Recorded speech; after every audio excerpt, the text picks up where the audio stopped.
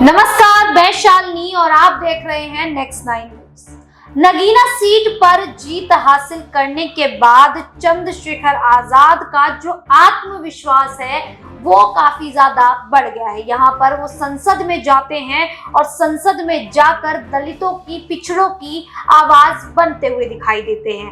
अब लोग इस चेहरे को इतना पसंद करने लगे हैं कि जो देश के सबसे बड़े नेता कहे जाते थे पीएम नरेंद्र मोदी, वो भी पीछे छूट चुके हैं। अब ये चेहरा और आगे क्या कुछ कर सकता है और कहां तक जाएगा ये भी देखना होगा, क्योंकि यहाँ पर चंद्रशेखर आजाद रावण ये बयान देते दिखाई दे रहे हैं कि अब वो केवल उत्तर प्रदेश में ही नहीं बल्कि महाराष्ट्र, हरियाणा, दिल्ली, बिहार में से लेकर तमाम और राज्यों में भी यहाँ पर अपनी मौजूदगी को दर्शाते हुए दिखाई देंगे। क्योंकि जिस प्रकार से देखा गया कि उत्तर प्रदेश में अपने दम पर अकेले मैदान में उतरे चंद्रशेखर आजाद रावण जीत हासिल करते हैं और कहीं ना कहीं मायावती का जो दलित वोट बैंक है उसको साध लेते हैं। अब ऐसे में जो हरियाणा में विधानसभा चुनाव होने हैं, दिल्ली में होने हैं, बिहार में होने हैं, उसको लेकर भी उन्होंने कहा है कि वो अब इन राज्यों में भी विधानसभा चुनाव में अपनी भागीदारी करेंगे और उत्तर प्रदेश में जो 10 सीटों पर उपचुनाव होने हैं, विधानसभा की 10 सीटों पर, उस पर भी वो अपने उम्मीदवारों को मैदान में उतारने का ऐलान कर चुके हैं। आज इस पूरे मुद्दे पर चर्चा करेंगे। मेरे साथ मेरी सहयोगी माही मौजूद है। माही, आपका बहुत बहुत स्वागत है।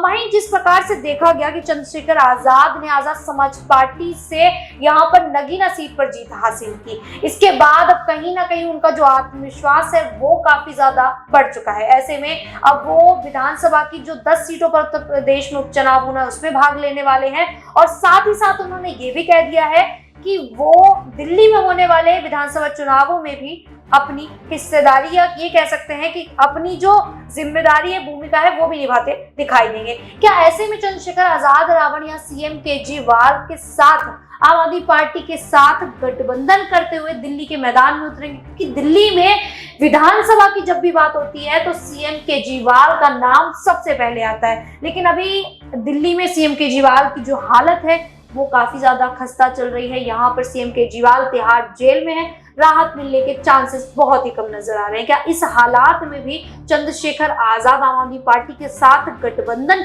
करते दिखाई देंगे या नहीं? जी बिल्कुल, देखिए शाली, इसमें कोई दो राय नहीं है। और वहीं जहां अरविंद केजरीवाल की अगर बात करें, जेल में बंद है। इसके पहले भी जब उनकी मुश्किलें बढ़ी थी लोकसभा चुनाव में तो कहीं ना कहीं वो इंडिया ब्लॉक का साथ लेते हुए नजर आए थे। इसके पहले आपने देखा होगा कि वो राहुल गांधी को कितना कोसा करते थे। कहीं ना कहीं हमेशा से उन्होंने कांग्रेस की नीतियों पर सवाल उठाया है। जब वो दिल्ली सरकार में आए तो कहीं ना कहीं उन्होंने शीला दीक्षित की जितनी भी पॉलिसीज थी उस पर भी सवाल उठाए थे और कांग्रेस ने 70 सालों में कुछ नहीं किया, इस तरीके की बयानबाजी करते हुए नजर आए। लेकिन इस बार के विधानसभा लोकसभा चुनाव में सब कुछ बदलता हुआ नजर आया। राहुल गांधी उनके परिवार के लिए वोट देते हैं, वो उनके परिवार के लिए वोट देते हैं। ऐसे में आपने चंद्रशेखर आजाद का जिक्र किया, आप सेम स्थिति देखेंगे कि उनको भी अब कहीं ना कहीं अपनी पैठ बनानी है। बिहार राज्य में उनको पप्पू यादव का सपोर्ट है, वहीं दिल्ली में अगर वो उतरते हैं तो कहीं ना कहीं वो चाहेंगे कि अरविंद केजरीवाल अगर कमजोर स्थिति में है तो उसका पूरा फायदा चंद्रशेखर आजाद उठाने की पूरी कोशिश करेंगे। वहीं पर अगर भारतीय जनता पार्टी की बात करें तो उनके वैचारिक मतभेद चंद्रशेखर आजाद के साथ देखने को मिलते हैं।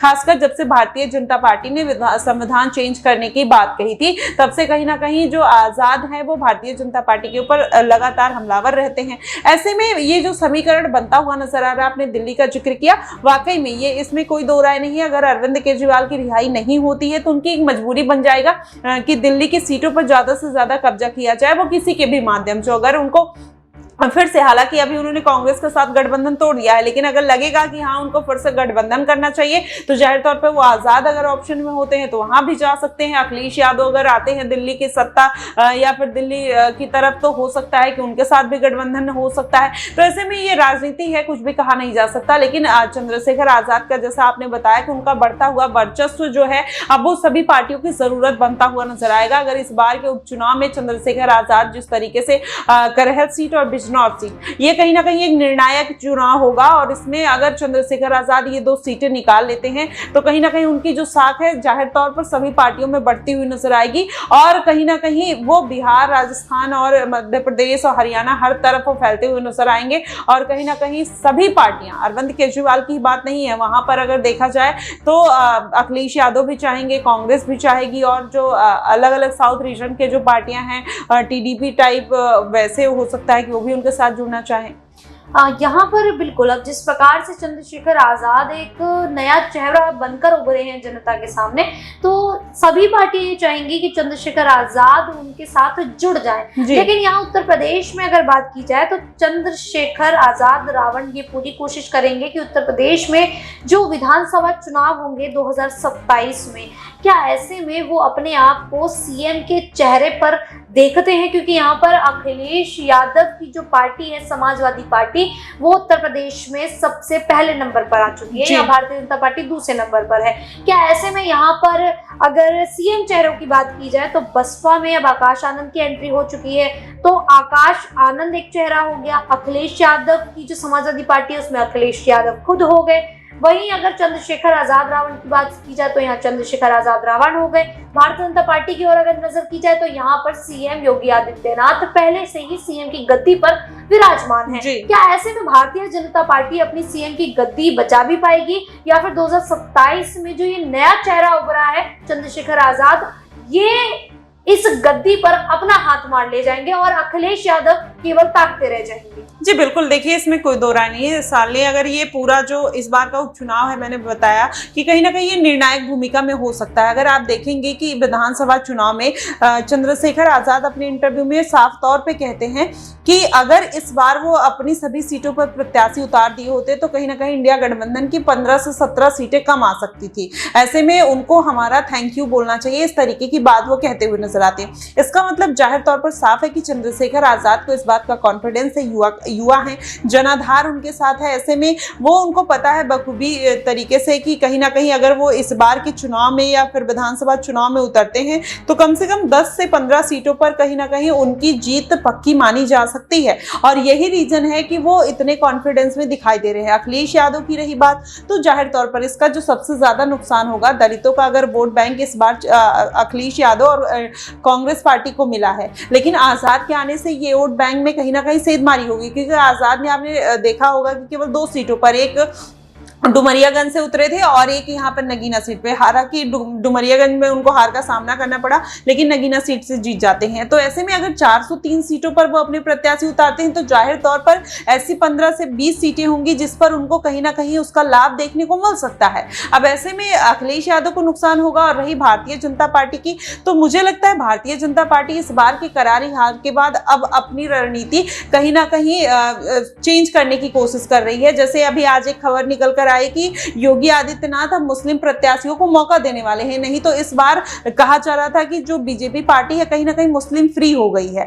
तो ऐसे में चंद्रशेखर आजाद अब देखिए राजनीति कर रहे हैं, दलितों की कर चुके हैं, कहीं ना कहीं दलित वोट बैंक उनके पाले में आ चुका है। ऐसे में वो चाह रहे हैं कि अब मुस्लिम वोट बैंक को साधा जाए, इसलिए वो उन्होंने नमाज का मुद्दा उठाया और कांवड़ का मुद्दा उठाते हुए नजर आए।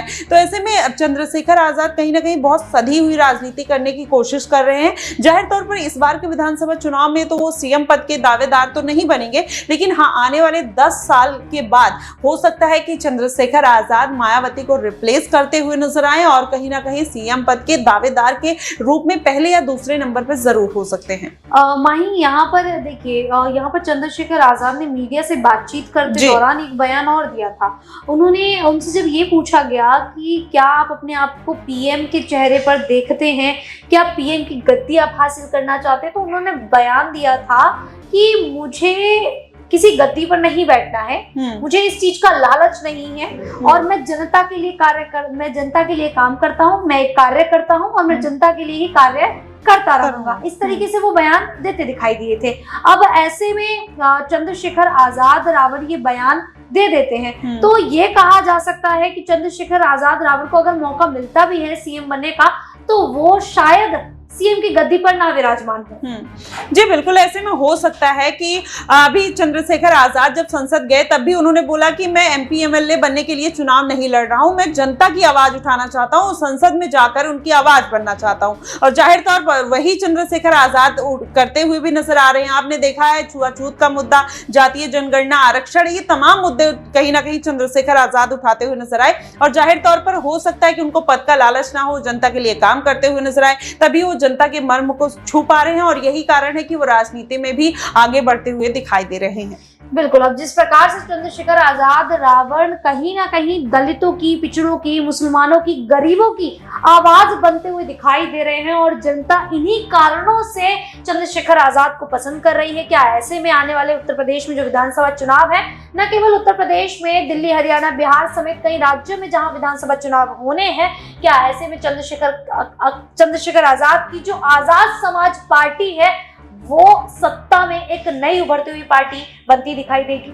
फिलहाल के लिए इतना ही। इसी प्रकार की देश दुनिया से जुड़ी खबरों के लिए देखते रहिए नेक्स्ट 9 न्यूज।